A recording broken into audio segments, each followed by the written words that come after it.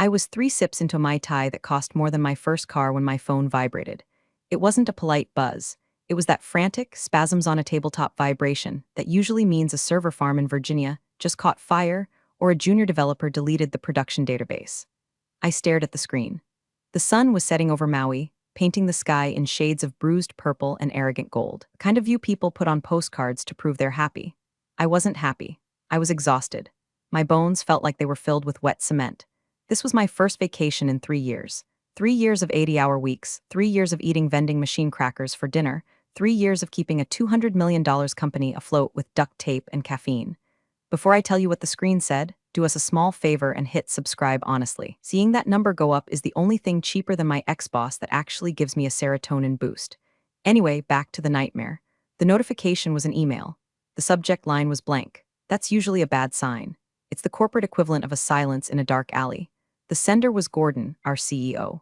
A man whose understanding of cloud infrastructure was limited to knowing that it sounded expensive and lived in the sky. Gordon was the kind of guy who wore Patagonia vests to board meetings and used words like synergy and paradigm shift unironically while cutting the coffee budget to save pennies. I unlocked the phone. The glare of the screen fought the Hawaiian sunset. The email was 2 sentences. Effective immediately, your services are no longer required. Don't bother coming back. I read it once. Then I wipe the condensation from my glass off my thumb and read it again. Then I read it a third time, out loud, to a seagull that was eyeing my garnish. Don't bother coming back. No, thank you for your decade of service. No, we're restructuring. No, here's a generous severance package so you don't burn the building down. Just a digital middle finger sent to a woman who was currently 4,000 miles away from the server room. I felt a numbness spread from my chest to my fingertips. It wasn't sadness. Sadness is what you feel when your dog dies or when they cancel your favorite show. This was a cold, metallic void. It was the feeling of a circuit breaker tripping in a silent house. I thought about the last 3 years. I thought about the night my dad died. I was in the hospital waiting room, laptop open on my knees, migrating our SQL database because Gordon insisted we couldn't afford downtime during business hours. I missed the moment my dad took his last breath because I was troubleshooting a latency issue on the payment gateway. I thought about the Christmas mornings I spent on Zoom calls with offshore teams. I thought about the gray hairs that had colonized my temples like invasive weeds. I was the uptime queen. That's what they called me. When the internet broke, Karen fixed it. When the load balancers choked on Black Friday traffic, Karen rerouted the packets. I was the invisible structural integrity of the entire company, and they just fired me via email while I was wearing a swimsuit. My first instinct was to call HR. But then, I remembered HR was just a department designed to protect the company from lawsuits, not to protect employees from sociopaths. My second instinct was to throw the phone into the Pacific Ocean. But my third instinct was the one that made me good at my job. It was the instinct that analyzed systems, identified vulnerabilities, and executed commands. I took another sip of the Mai Tai. The rum burned pleasantly on its way down. I looked at the email again. Gordon thought he was cutting dead weight. He thought I was just another line item on a spreadsheet, an expensive legacy employee who didn't fit the new vision. What Gordon didn't know, what nobody in that C-suite seemed to remember, was the architecture of the beast they were riding. They thought the cloud was this magical, nebulous thing that just worked.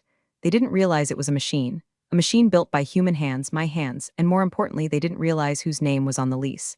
I set the phone down on the little plastic table. The condensation made a ring, a perfect circle. Interesting, I whispered. The seagull squawked. It sounded like a laugh. I opened my laptop. Hotel Wi-Fi was garbage, barely enough to stream a movie, but plenty for what I needed to do.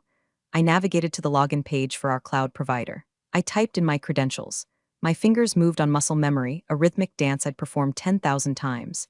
Access granted. The dashboard loaded. Green lights everywhere. 99.999% uptime. It was a beautiful thing. A symphony of logic and order in a chaotic world. I checked the billing tab, my eyes narrowed. There it was. My personal credit card, my personal email address, my private commercial license. Years ago in the startup days, we didn't have corporate credit lines that could handle the scale we needed. Gordon had told me, just put it on your card, Karen, we'll expense it. It's faster.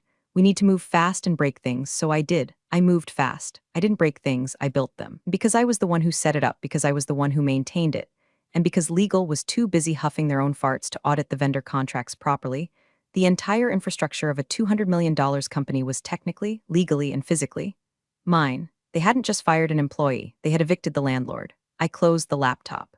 The sun was gone now. The ocean was black and restless. I wasn't going to scream. I wasn't going to cry. I was going to finish my drink.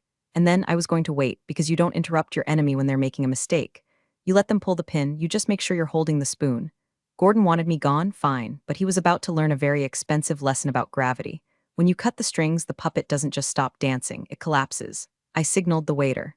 Another one? He asked, looking at my empty glass. Make it a double, I said. I'm celebrating. Oh, what's the occasion? I smiled. It wasn't a nice smile. It was the smile of a predator that just realized the cage door was unlocked.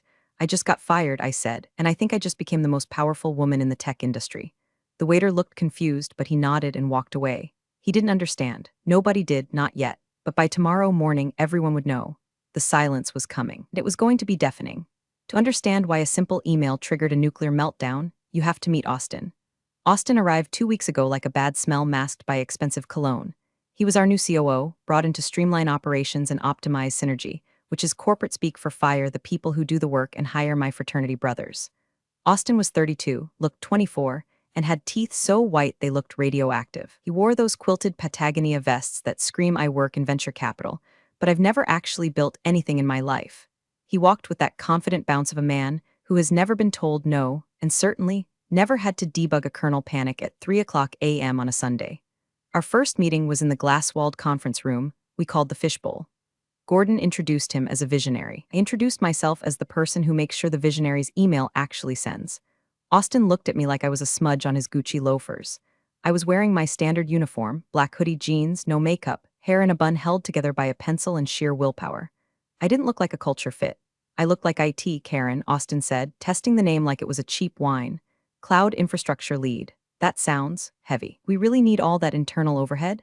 I have some buddies over at Stratosphere Solutions who could probably manage our stack for half the cost. I felt a vein in my forehead throb. Stratosphere Solutions is a glorified reseller, Austin.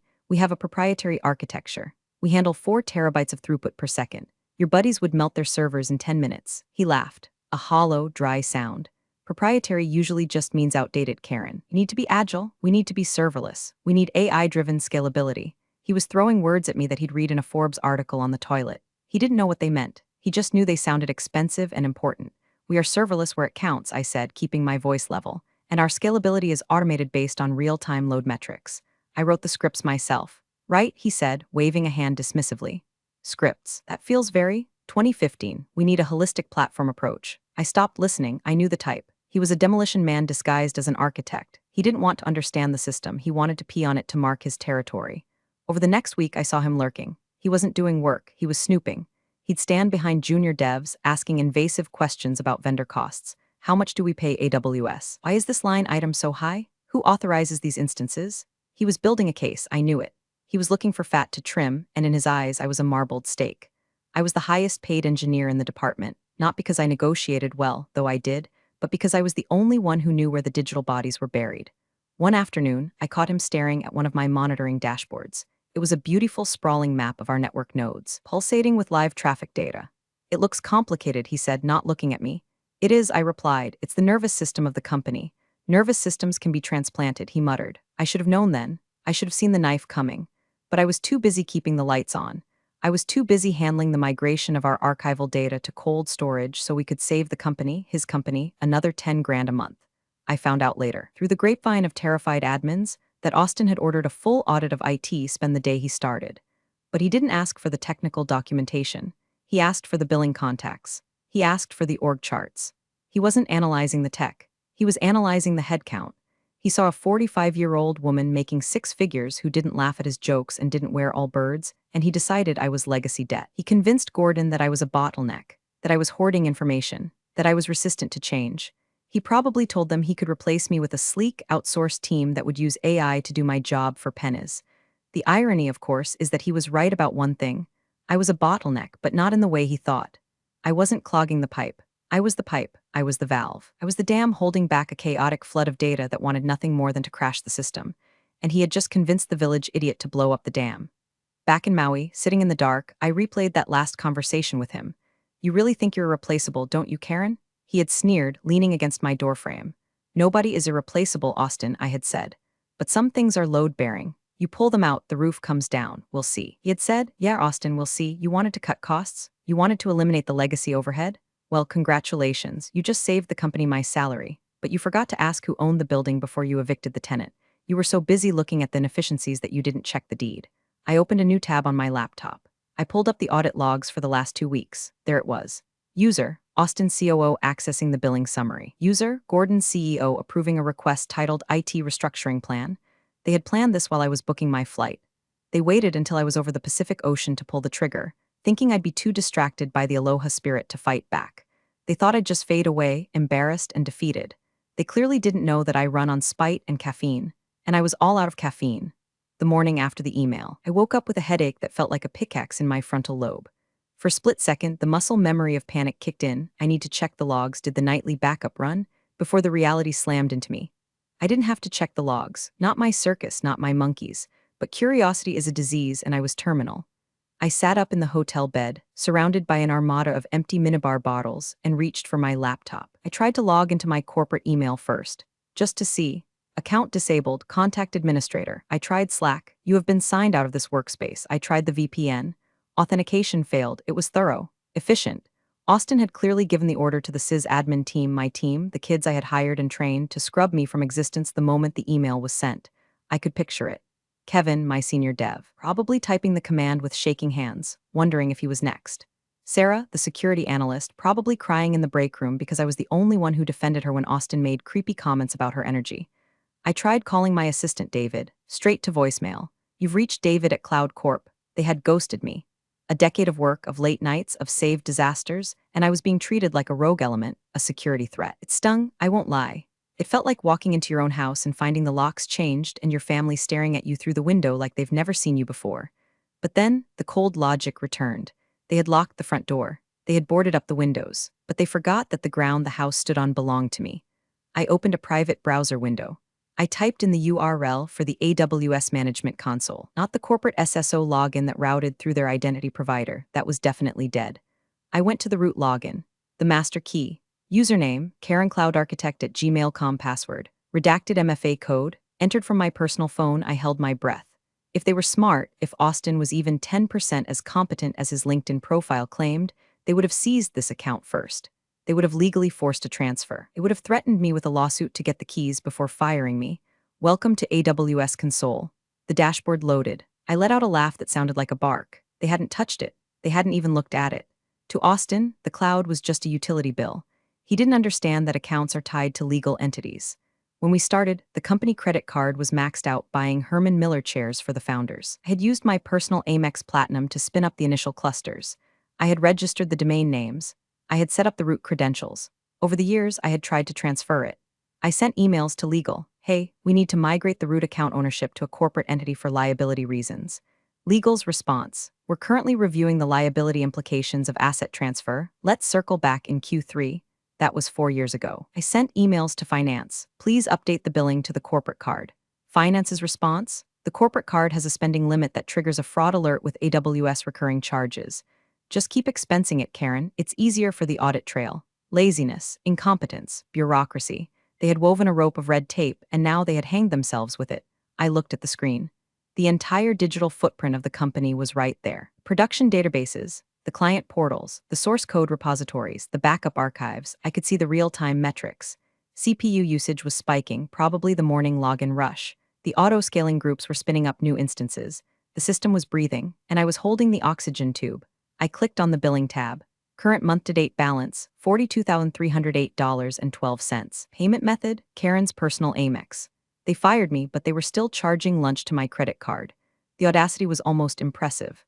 I opened a terminal window on my laptop. I still had my SSH keys. They were hard-coded into the Bastion hosts because, again, I was the one who set up the security groups, and I needed emergency access that bypassed the corporate SSO in case the identity server went down. SSHI Karen root PEM EC2 user at production Bastion connected. I was in. I was inside the network. I was a ghost in the machine. I could see the active sessions. I saw Kevin's username logged into a database replica. I saw Sarah running a vulnerability scan. They were working, oblivious to the fact that their boss was hovering above them like a vengeful god. I typed a simple command. Who am I? Root. The word stared back at me. Root, the base, the source. The absolute power. I wasn't an employee anymore. I was a hostile external entity with administrative privileges. I sipped my lukewarm coffee. I could burn it all down right now. rm/rf/. The classic delete everything command. I could wipe the databases. I could encrypt the backups and throw away the key. It would take them months to recover if they ever did. But that was too crude. That was criminal. That would get me sued, maybe arrested. I didn't want to be a criminal. I wanted to be a lesson. I wanted them to feel the silence. I didn't want to break the window. I wanted to turn off the air. I navigated to the Identity and Access Management (EAM) dashboard. This is where permissions are controlled. This is where you decide who is allowed to touch what. I saw the role Austin COO audit. It had read-only access to everything. I smirked. I clicked edit. Then I looked at the master service control policies. These are the rules that govern the entire organization. I opened a new text file on my desktop and started drafting a plan. Step 1, revoke the license. Step 2, silence the alarms. Step 3, the blackout. I wasn't going to hack them. I was just going to stop paying the bill. I was going to retrieve my property. I picked up my phone and called American Express. "Hi," I said to the automated voice. "I need to report a lost card. Please cancel my current number immediately and issue a new one." "Certainly," the robot said. "Your current card has been deactivated. Step 1 complete." The next time AWS tried to charge my card, which, based on the billing cycle, was tomorrow, the payment would fail. But AWS gives you a grace period. They don't shut you down immediately for a failed payment. I didn't want a grace period. I wanted immediate results. So I went back to the console. I found the organization settings, the button that said leave organization. If the root account leaves the organization, the child accounts, the ones running the actual servers, get orphaned. They lose their billing anchor. But that was too messy. Instead, I looked at the API keys, the little strings of code that let the company's applications talk to the cloud.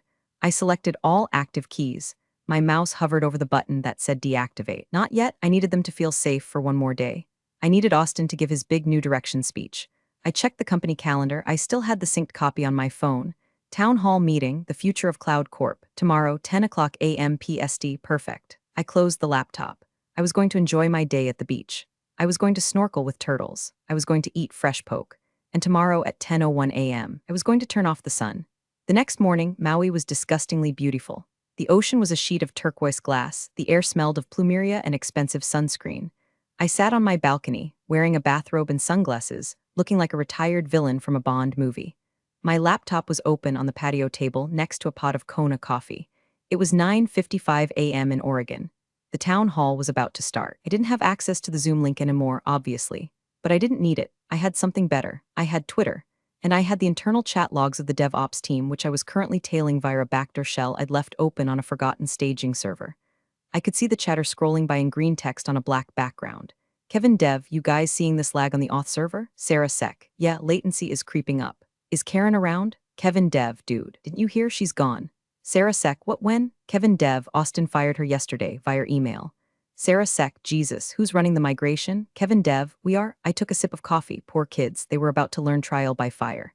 10 o'clock a.m. The town hall was starting. Austin would be on stage now, flashing those veneers, talking about lean operations and trimming the fat. He was probably making a joke about how easy it is to manage the cloud in 2024. "It's all automated," he'd say. "It runs itself." I minimized the chat and brought up the AWS console. I navigated to CloudWatch, the monitoring service. This is the dashboard that tells the engineers if the system is healthy. It's the eyes of the ship. I selected the main dashboard group. Action, delete. Are you sure? I clicked yes. Instantly in the DevOps chat, panic flared. Kevin Dev, guys, my dashboard just went blank. Sarah Sec, mine too, says resource not found. New guy Steve, is the internet down? Kevin Dev, no, Slack is working, the monitors are gone. The widgets are just deleting themselves. I smiled. Step 1, blind the enemy. They couldn't see the traffic spikes. They couldn't see the error rates.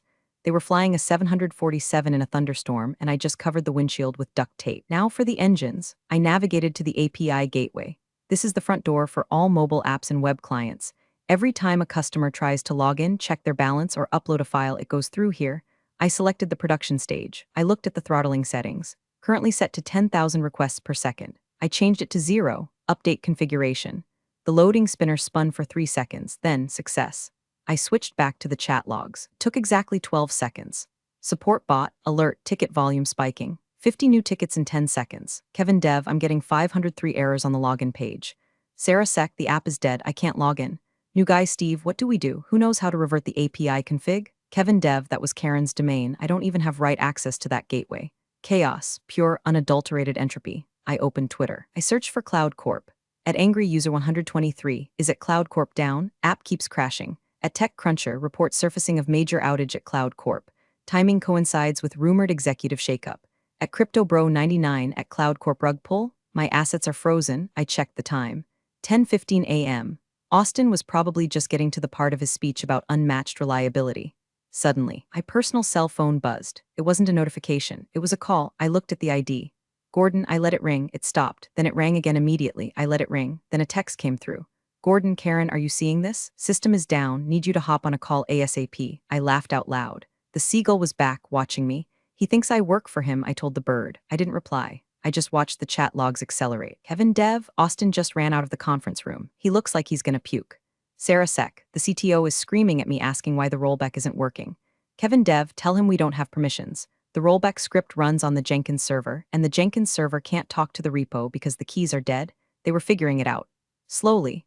They were realizing that the fat they trimmed was actually the muscle, the bone, and the brain. I decided to turn the screw one more time. I went to the RDS database console. I didn't delete the data, I'm not a monster. But I did modify the security group, the virtual firewall. I removed the rule that allowed the web servers to talk to the database. Effectively, I just cut the phone line between the brain and the memory. The application wasn't just down now, it was lobotomized. Another text from Gordon. Gordon, Karen, pick up. This is an emergency. We will pay your consulting rate. I took a slow sip of coffee. Consulting rate? Oh, Gordon, we are way past consulting rates. We are in the realm of you insulted my ancestors' rates. I typed a reply but didn't send it yet. Who is this? No, too petty. I watched the stock ticker for Cloud Corp. It was a private company, but the investors watched the uptime like hawks. I knew the VC firms had automated alerts. Their phones were blowing up right now, too. Austin's little audit had just cost them more in 20 minutes than my salary for the next 10 years. I leaned back. The sun was getting hot. The breeze was perfect. I had fired the first shot. The blindness, the silence, the panic, but I wasn't done. I had to make sure they understood why this was happening. I had to make sure they knew this wasn't a glitch. This was an eviction. I opened my email client, my personal one. I found the thread from 3 years ago where I warned them about the account ownership. The one where legal said, it's fine for now. I forwarded it to Gordon, Austin, and the entire board of directors. Subject, don't bother coming back body. Per your instruction, I have ceased all work. Since the cloud infrastructure is registered to my personal commercial entity and you have terminated our relationship, I am currently decommissioning my personal assets to avoid incurring further costs on my credit card. Good luck with the synergy. Send. I closed the laptop. Now we wait for the explosion. While the digital world burned down around them, I ordered breakfast. Avocado toast with poached eggs because I'm a millennial cliché and also because I could afford it. You're probably wondering, Karen, isn't this illegal? Isn't this extortion? Let me clarify something for the armchair lawyers in the comments. If I had hacked into their system, yes, I'd be going to federal prison.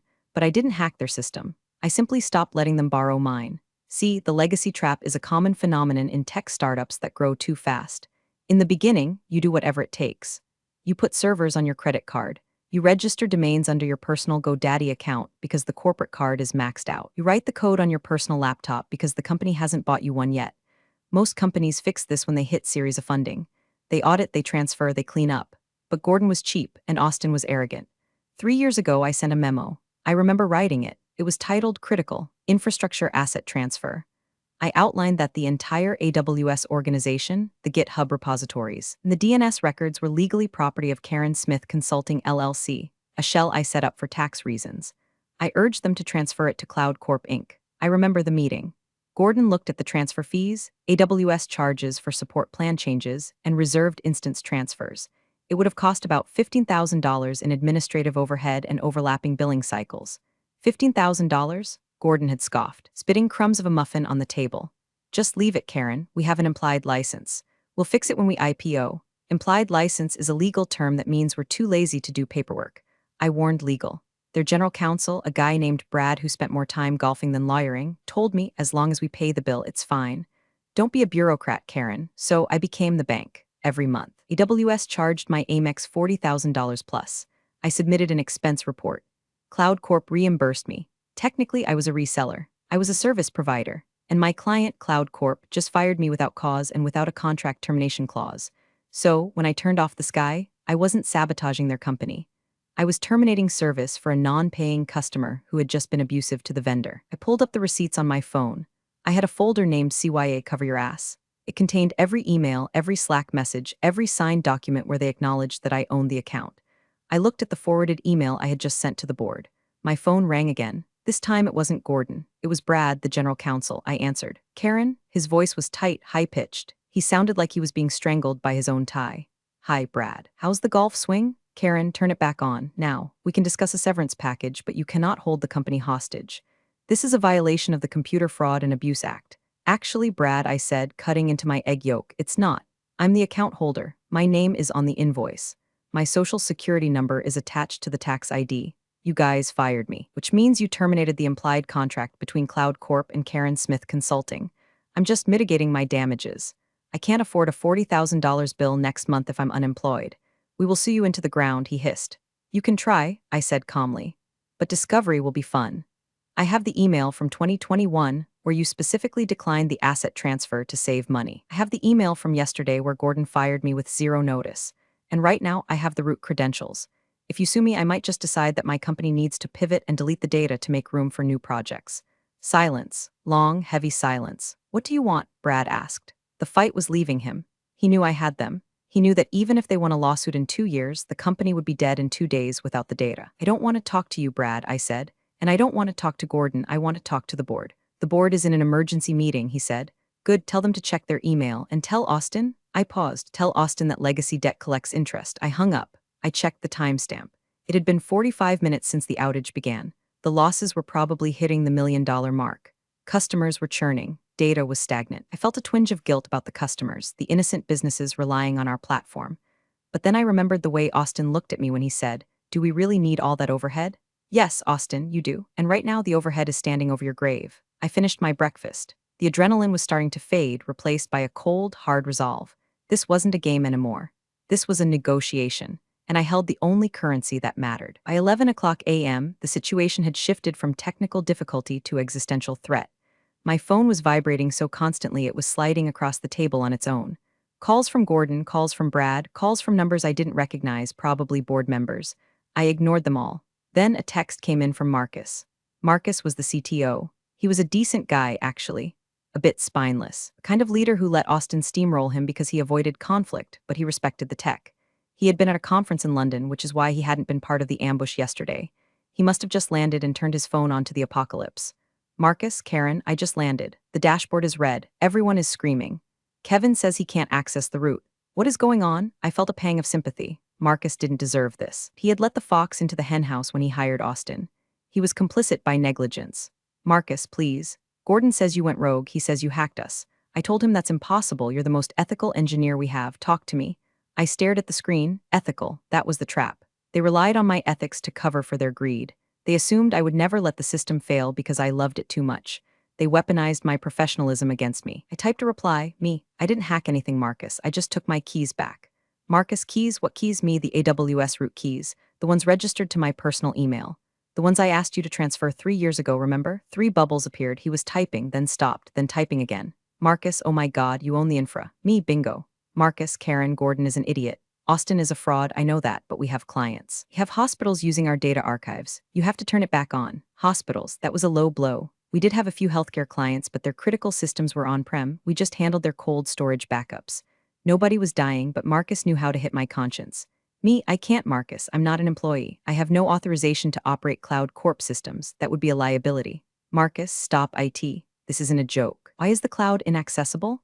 And there it was, the question, the panic. The realization that the invisible thing they took for granted was gone. I typed the line I had been holding in my chest for 24 hours. Me, because you fired the sky. I hit send.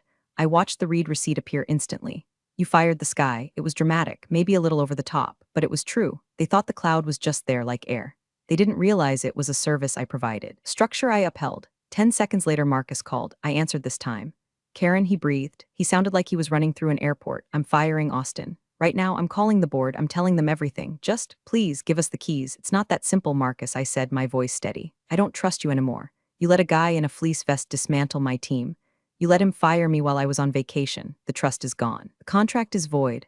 What do you want? He begged. Name your price. Double salary? Equity? We can overwrite, Gordon. The board is terrified. I don't want a job, I said. I want a buyout. A buyout? I own the infrastructure, I said. If you want it back, you have to buy it from me. Karen Smith Consulting LLC is open to acquisition offers, but the price just went up. How much? $5 million, I said, cash. Plus full vesting of my original stock options that you guys tried to cancel. $5 million?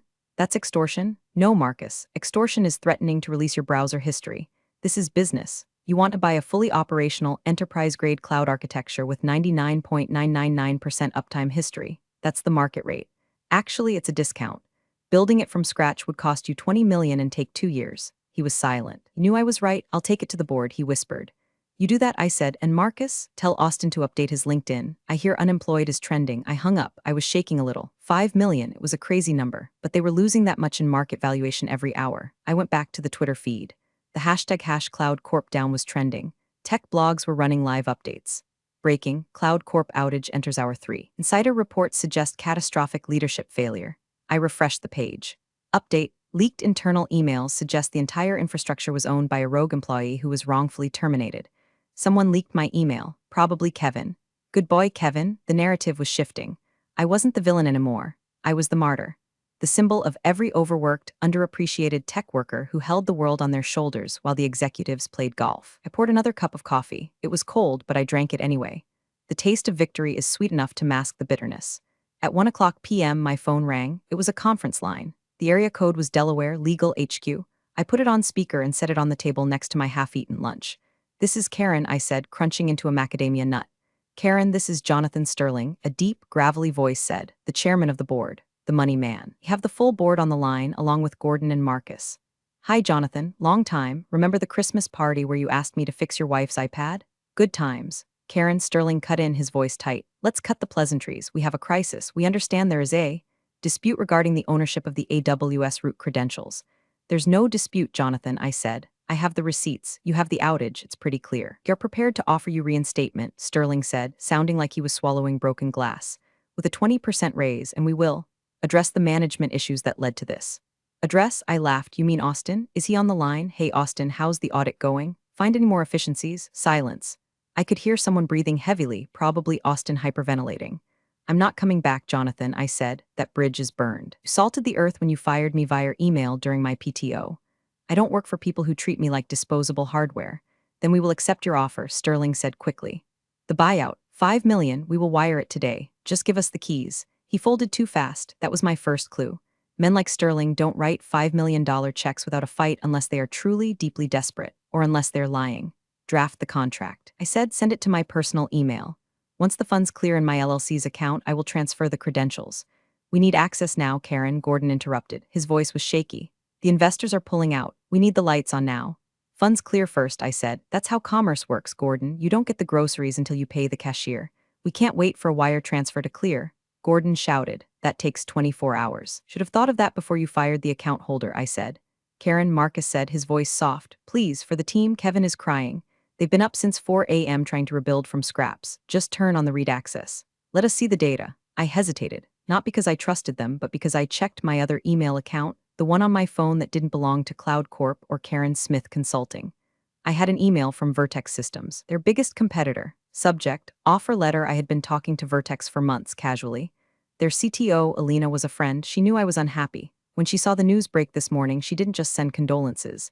She sent a PDF. I opened it while the board breathed heavy on the line. Position, VP of Cloud Architecture. Salary, double my current package. Signing bonus, $500K. Equity, substantial. But the kicker was the text message Alina sent me separately. Alina, hold the line.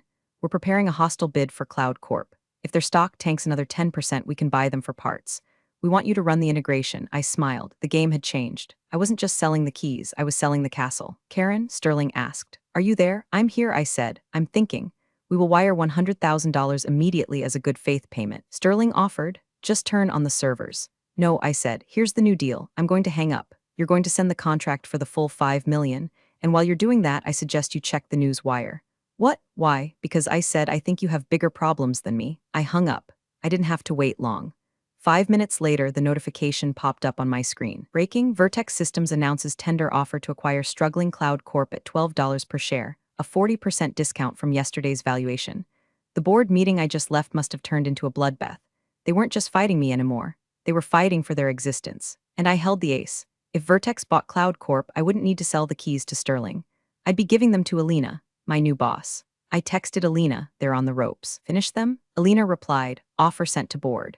We explicitly listed resolution of infrastructure liabilities as a condition of closing. That means you. I leaned back. The sun was setting again. It had been 36 hours. I had destroyed a company, secured a massive payday, and lined up a promotion, all while wearing a bathrobe. But there was one loose end. Austin. I wanted him to know it was me. not just the rogue employee, but the specific woman he underestimated. I opened my laptop again. I still had root access. The system was still down for the world, but I could still push a message to the internal splash page, the one the employees saw when they tried to log in. I typed a simple HTML file. H1 error 404, competence not found /H1P, please contact Austin for support. He knows a guy at Stratosphere Solutions. /P, I pushed the update. Petty? Yes. Professional? No. Satisfying? Orgasmic. The next 12 hours were a blur of lawyers, DocuSigns, and vindication. Cloud Corp rejected the buyout offer from Vertex initially. Hubris is a hell of a drug. They thought they could still salvage it. They thought they could bully me into submission. Brad sent a cease and desist. I replied with a screenshot of the AWS terminate account button. He went silent. Gordon went on CNBC to try and calm the markets. He looked like he hadn't slept in a week. He stammered something about a vendor dispute and legacy anomalies.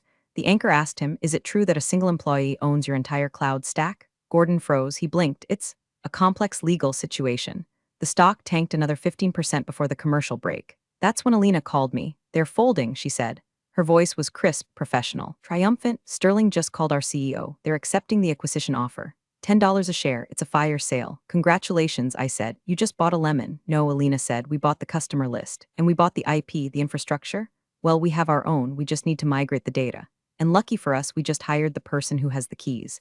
I felt a genuine smile spread across my face. "So, I'm hired." "The offer letter is in your inbox," Alina said. "VP of Infrastructure. You report directly to me. No Austins, no Gordons, and Karen, we pay for the AWS accounts on the corporate card. From day one." "Deal," I said. "One condition," Alina added. "We need the Cloud Corp system back online by tomorrow morning. We can't announce the acquisition if the product is dead. It scares the clients." "Consider it done," I said. "But I want to do it my way. As long as it's green by 9 a.m., I don't care how you do it." I hung up and opened the Vertex offer letter. It was beautiful. A signing bonus that wiped out my mortgage. Stock options in a stable, competent company, and a title that commanded respect. I signed it digitally. Then I drafted one last email to the Cloud Corp board. To Board of Directors CC, Gordon, Austin, Brad from Karen Smith, VP. Vertex Systems, subject. Resolution: as you are aware, Vertex Systems has acquired Cloud Corp. As the new VP of Infrastructure for Vertex, I am authorized to assume control of all legacy assets. I will be restoring service shortly. Regarding the $5 million buyout we discussed, since Vertex now owns you, that point is moot. However, I have attached an invoice for $42,308.12 for this month's AWS bill. Please remit payment to my personal Amex immediately. Austin, I suggest you back up your emails locally. I'll be wiping the executive mail servers first as part of the security audit. I hit send. I imagined the room where they were reading it. The silence. The realization that not only had they lost the company, but the woman they fired was now coming back as their conqueror. I logged back into the AWS console. I went to the API gateway. I set the throttling limits back to 10,000. I went to the CloudWatch dashboard. I restored the widgets. I went to the security groups. I re-enabled the database connections. It took 5 minutes. Slowly, the graphs started to populate. The red lines turned green. The error rate dropped to 0. The heartbeat returned. I watched the traffic spike as users flooded back in. It was working. The sky was back on, but it wasn't their sky anymore. It was mine, and now it was Vertex's. I closed the laptop. I was done. I walked down to the beach. The stars were out. The ocean was loud. I felt lighter than I had in 20 years. They fired me to save money. In the end, it cost them everything. 2 days later, I was back in Oregon. Not at the Cloud Corp office. That place smelled of fear and packed boxes, but at the Vertex headquarters across town. It was a glass tower that actually looked like it was built in this century. There was a joint press conference scheduled. The acquisition was official. I wasn't supposed to be on stage. I was just the VP of Infra. But Alina insisted. "You're the face of the merge," she said. "Plus, the internet loves you." Karen was right is still trending. We watched from the wings as Gordon took the podium. He looked 10 years older. He read from a prepared statement, his voice devoid of that arrogant visionary spark. "We believe this merger represents the best path forward for our stakeholders," he mumbled. Then the Vertex CEO took the mic. He was a sharp, no-nonsense guy. He thanked Gordon in that dismissive way you thank a waiter who spilled soup on you, and then he invited the new leadership team on stage. "And leading our combined infrastructure strategy," he said. Karen Smith. I walked out. The flashbulbs popped. I saw Gordon flinch. I saw Austin standing in the back of the room near the exit sign. He wasn't wearing his Patagonia vest. He was wearing a wrinkly suit. He looked small. I took the mic. I didn't have a speech prepared. I didn't need one. "Technological debt," I said into the silence, "is real. But the most expensive debt a company can accrue is human debt. And you treat your foundational people like outdated hardware, you don't just lose efficiency. You lose your foundation. I looked directly at Austin. He looked down at his shoes. Cloud Corp fell because it forgot who held up the sky, I said. At Vertex, we build weatherproof roofs. There was applause. It was polite corporate applause, but from the back, I saw the dev ops team, Kevin, Sarah, the whole crew who had been hired by Vertex as part of the deal, cheering wildly. Kevin pumped a fist in the air. After the conference, Gordon tried to approach me. Karen, he said, putting on a fake smile. No hard feelings, right? It's just business. I looked at him. I thought about the funeral I missed. I thought about the years of stress. It wasn't business, Gordon, I said. Business involves paying your bills. You were just a squatter. I walked past him. Security was already escorting Austin out of the building. I heard him arguing about his severance. I have a contract, he was shouting. Read the fine print, I called out to him. Legacy clauses are a bitch. I went up to my new office. It had a view of the river. It had a real espresso machine. And most importantly, it had a team that respected me. I sat down at my desk. My new laptop was waiting. A company-issued MacBook Pro. I logged in. Username, Karen Smith at VertexCom access level. Administrator, I opened a terminal. I typed uptime. System up, 2 hours, 14 minutes. It was a fresh start. I pulled a small bottle of sriracha out of my bag, my one concession to chaos, and put it on my desk next to a framed picture of Danny DeVito. Don't ask, it keeps me grounded. I took a sip of my coffee. They tried to delete me. Instead, they just rebooted me with better specs. I put my headphones on. I played the sound of rain. The sky was clear. The forecast was excellent. And if anyone ever tried to fire me again, well, let's just say I made sure the kill switch on the new system was even harder to find. Funny how some people forget who built the system they depend on until it's gone. Karen didn't scream or beg, she just let silence speak for her. In the end, it wasn't revenge. It was accountability, delivered in code and calm. Thanks for tuning in, and I'll see you in the next story.